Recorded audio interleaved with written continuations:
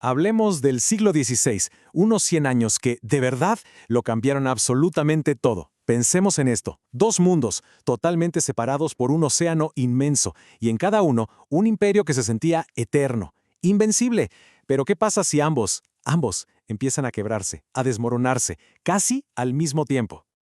Miren, a principios de los años 1500, el poder no se discutía.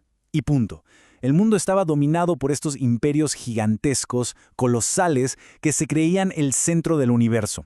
Su autoridad no era solo total, era divina. O sea, la idea de que algo así pudiera caerse era simple y sencillamente impensable.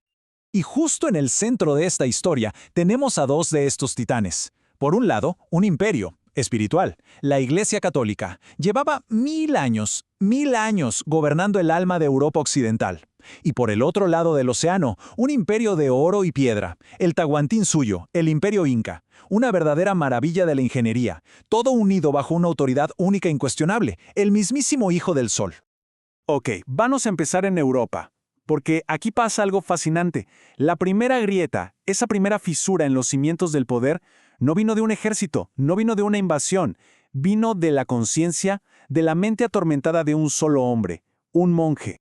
Y ese monje es este señor, Martín Lutero, un tipo que estaba, de verdad, atormentado por una sola pregunta: ¿cómo se salva un alma? Y claro, esa angustia personal chocaba de frente con lo que él veía todos los días. Una iglesia que nadaba en el lujo, que vendía las famosas indulgencias, que, para que nos entendamos, eran básicamente documentos que te prometían el perdón de los pecados a cambio de plata. Un negocio, vamos. Entonces, ¿qué hace Lutero? Se pone a estudiar la Biblia a fondo. Y ahí encuentra una frase que le vuela a la cabeza: el justo por la fe vivirá. Y la conclusión a la que llega es una bomba. Si la salvación es un regalo de Dios, algo que se recibe por la fe, entonces la Iglesia no puede ponerle un precio, no puede venderla. Ojo con esta idea. Una sola idea, Lutero estaba atacando el modelo de negocio y toda la autoridad espiritual de la institución más poderosa del planeta en ese momento. A partir de ahí, todo se fue de las manos a una velocidad increíble. Miren la secuencia. En 1517, clava sus 95 tesis en la puerta de la iglesia. Apenas 3 años después, el Papa lo excomulga, lo echa de la iglesia. ¿Y qué hace Lutero? ¿Se asusta? Para nada. Quema el documento del Papa en público. O sea, el desafío era frontal, total. La cosa llegó a su punto máximo en 1521, cuando lo llaman a rendir cuentas frente al hombre más poderoso de Europa, el emperador Carlos V. ¿Y este es el momento clave de toda esta historia.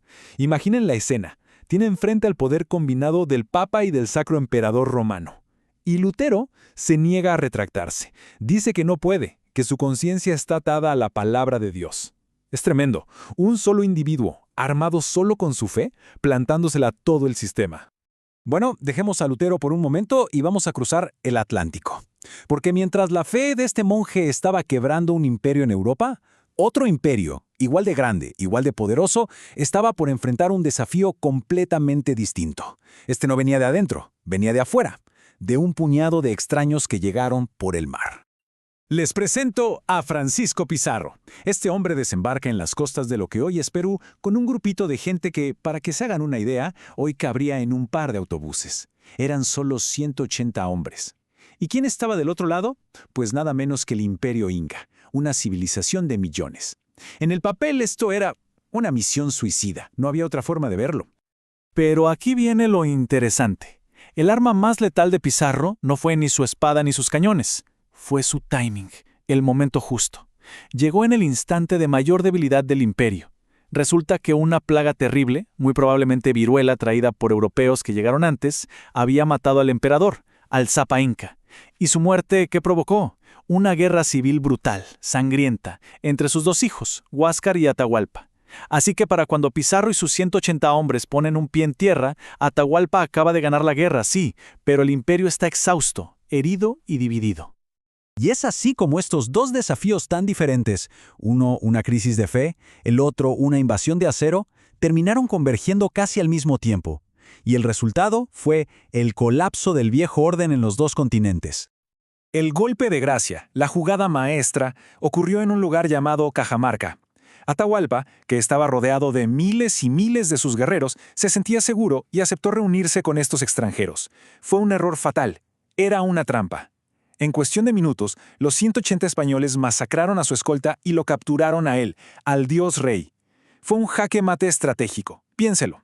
Al capturar al Hijo del Sol, le cortaron la cabeza, el alma y el cerebro al imperio. Todo de un solo golpe. Atahualpa, desesperado, intentó comprar su libertad. Prometió un rescate que se volvió leyenda: llenar una habitación entera de oro. Los españoles, por supuesto, tomaron el oro y después igual lo ejecutaron. Pero ojo, no hay que pensar que lo hicieron solos. Sin su líder divino, el imperio estaba paralizado, y muchos pueblos que habían sido sometidos por los incas estaban más que dispuestos a unirse a los recién llegados para rebelarse. Así, los conquistadores encontraron los aliados que necesitaban para hacerse con el control de ese imperio gigantesco. Y mientras todo esto pasaba en los Andes, de vuelta en Europa, el colapso continuaba. La idea de Lutero no fue solo una grieta, fue como si hubiera dinamitado una represa. El cristianismo occidental se hizo pedazos. De repente, en Suiza, un tal Juan Calvino sale con una versión todavía más estricta de la fe. Y en Inglaterra, el famoso rey Enrique VIII rompe con Roma, pero no tanto por teología, sino por poder y porque se quería divorciar. El punto es que el monopolio de la fe se había terminado para siempre. Para que se vea la magnitud de este terremoto, miren este gráfico. La primera barra. A principios del siglo XVI, el 100% de la cristiandad en Europa Occidental era católica. Un solo bloque. Ahora miren las otras barras. Para finales del mismo siglo, ese monolito se había partido en 1000 pedazos. Europa ya no era un continente de una sola fe. Ahora eran muchas. Y esto, claro, traería consecuencias. Uno podría pensar que la caída de estos gigantes trajo la paz, ¿no? Pues todo lo contrario. Lo que se desató fue una lucha violenta, caótica, sangrienta, para ver quién se quedaba con el poder. Ese vacío que dejaron los viejos imperios se llenó con sangre y fuego. La Iglesia Católica, por supuesto, no se quedó de brazos cruzados. Contraatacó y con todo.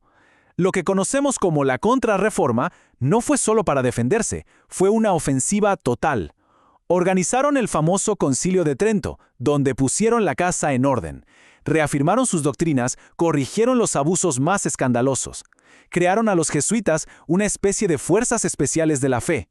Y lanzaron un arma para la guerra de ideas, el índice de libros prohibidos. ¿Y en Perú qué pasaba? Un caos similar, pero impulsado por la pura y dura codicia. Los mismos hombres que juntos habían derribado un imperio, los socios, Pizarro y Almagro, ahora se declaraban la guerra a muerte entre ellos. ¿Por qué? Por el botín. Es irónico, ¿no? La misma ambición que los unió para conquistar el Tahuantinsuyo ahora los llevaba a matarse entre ellos. Y spoiler, ambos terminan asesinados por sus propios compatriotas. Y aquí vemos un paralelo increíble. En los dos continentes, ese vacío de poder se llenó con violencia. En Europa, guerras de religión que duraron décadas. En Perú, guerras civiles entre los propios conquistadores. Pero lo más interesante es que en ambos casos la solución final fue la misma. De entre las cenizas surgió un nuevo tipo de poder, mucho más centralizado, mucho más autoritario, para tratar de imponer orden en medio del caos. Y los ecos de todo lo que pasó en ese siglo XVI, resuenan hasta el día de hoy. El mundo que dejaron atrás estaba cambiado para siempre. Si hay una lección que nos deja el siglo XVI es esta: los grandes poderes rara vez caen por las razones que ellos esperan.